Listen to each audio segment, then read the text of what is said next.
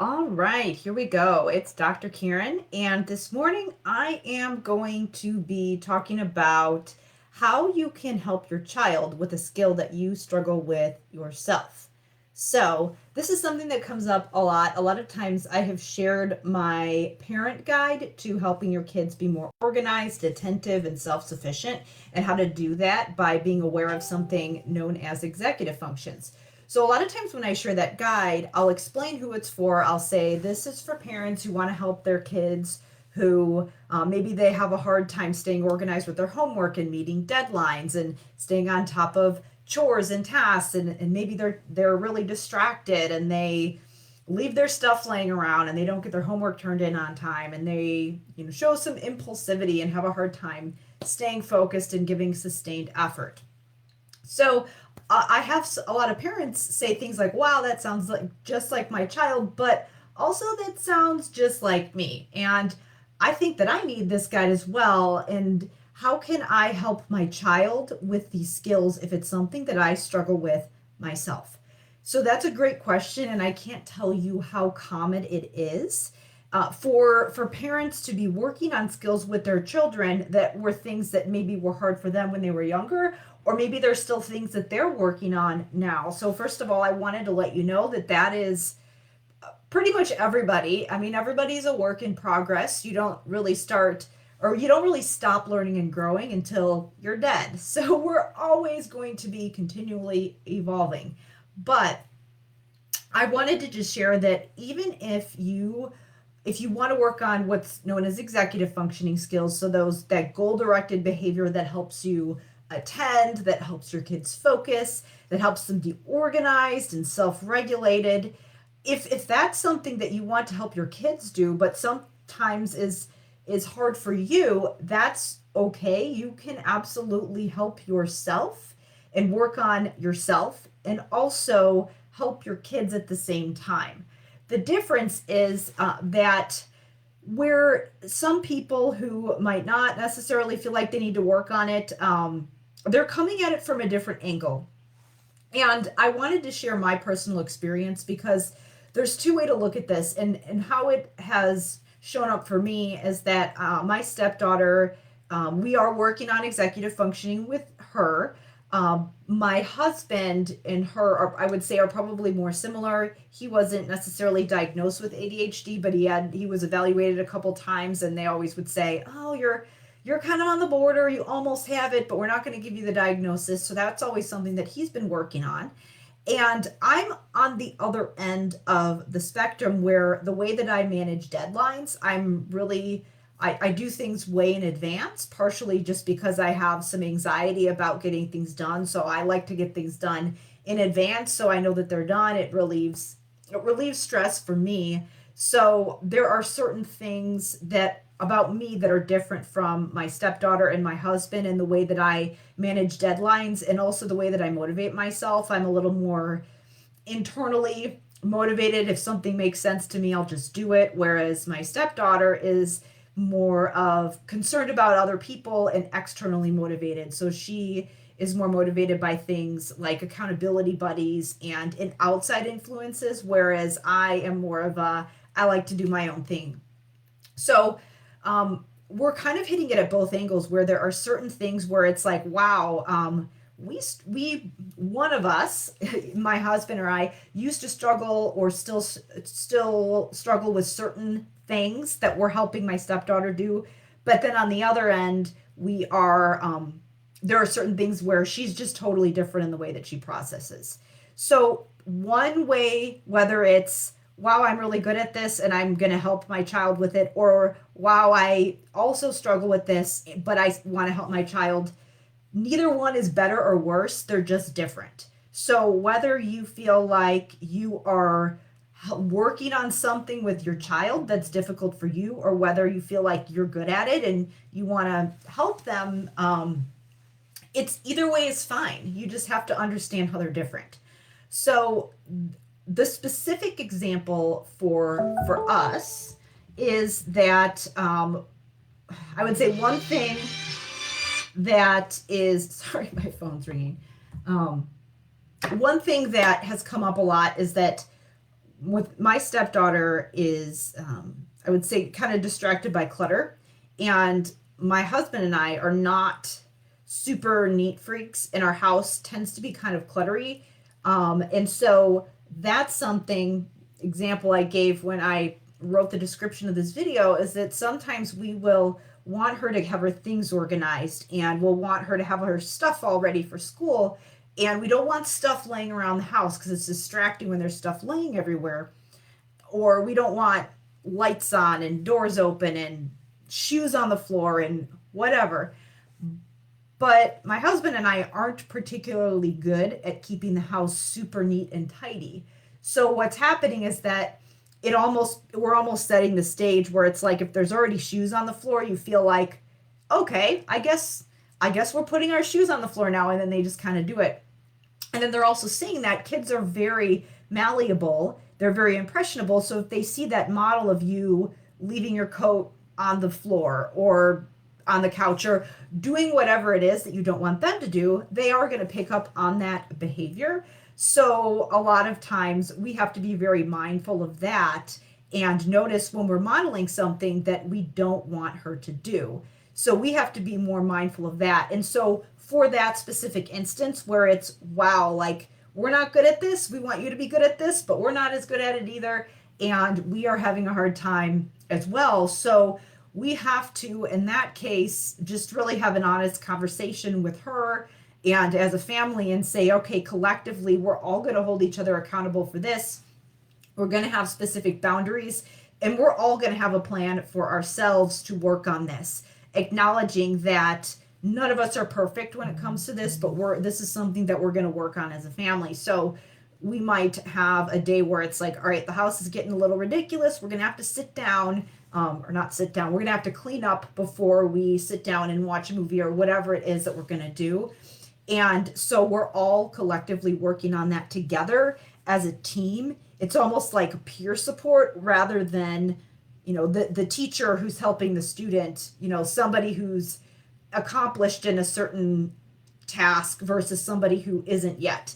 It's a little bit more of a peer thing, and we're all working on this together. So for things like that, where you might be working on it and your child is working on it, it can be almost like a team effort.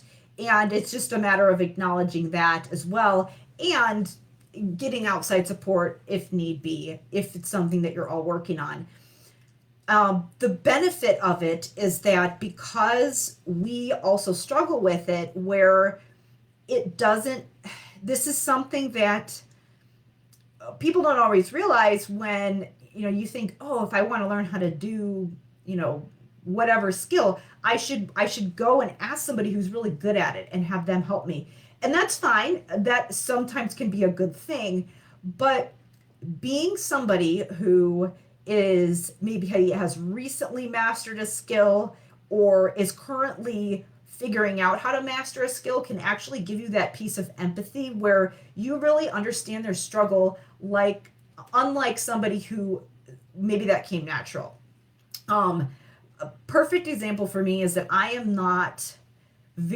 don't feel super comfortable during unstructured mingling, meet and greet kind of things. And that's something that is harder for me.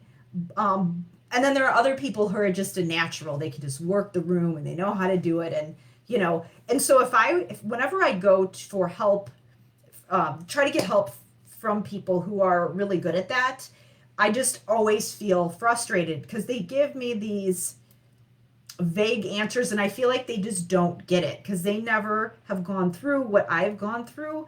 But if I talk to somebody who is a little more introverted, who maybe has figured out a way to handle that situation in a way that, they went through the same struggle or a similar struggle than I did, their strategies and their level of understanding of what might help is a lot different and a lot more in depth compared to somebody who is just naturally good at it. A lot of times those people that are naturally good at it don't have to think about all the different steps and things that you might need to try to actually work through that situation. So if you are in that situation, you actually might in some situations be more qualified to help your child with said skill compared to somebody who just is naturally organized and just figures it out and always has a clean house and whatever. So I wanted you to just rest assured that just because you don't necessarily know how to do something, or if you don't feel like it's a strength of yours, then it doesn't mean that you can't help.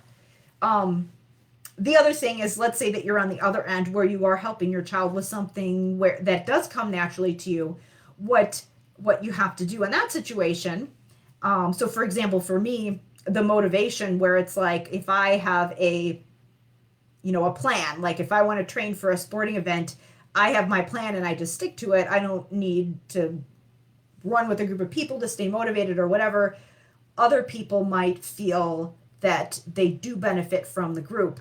So if I'm a person who is more internally motivated and I'm helping my child who is more externally motivated, I have to really take that extra step in helping her to understand what's going to make it helpful for her. So if you're a person who maybe certain things come naturally to you, you can definitely be in a place where you can help your child with those skills, but you do have to have that empathy piece and understand that the things that come naturally to you might be a little different for them. And the way that they go about learning things, it does put you in a place of being able to empower them, because it's like, it's less work. You're not trying to work on yourself at the same time as you're helping your child. So it can be a benefit from that aspect, but you also just have to make sure that you're understanding where your child is coming from and understanding that their motivations might be different and the way that they do things and the things that work for them might be a little bit different. Things that may seem obvious to you in the way that you are working through your routines and the way that you go about your day, the things that help you sustain focus and attention might be a little bit different for somebody who is who struggles with attention. A perfect example is for me, because I am really good at putting on my blinders. I can work in a room that has stuff all over the place. I can just sit down and focus, but a lot of people can't do that. That's really distracting for them. So I have to understand that even though this environment might be totally fine for me, it's not going to be fine for somebody else who's really distracted by lots of stuff in a room. So you just have to be aware that things that might be easy for you, somebody else might need that environment set up a little bit differently so that they can be set up for success. So with that being said, there is, regardless of where you are with this, even if you feel like you struggle with attention, maybe even if you have a diagnosis that is, says that you have a condition that's going to impact your attention and focus, you can still be someone who helps your child. It's just going to look a little bit different. And in some situations, it might make you actually have more empathy and understanding. And in some cases, be in a better place to provide that support because you have that understanding and you really understand the struggle and what they're going through. And that can be really powerful.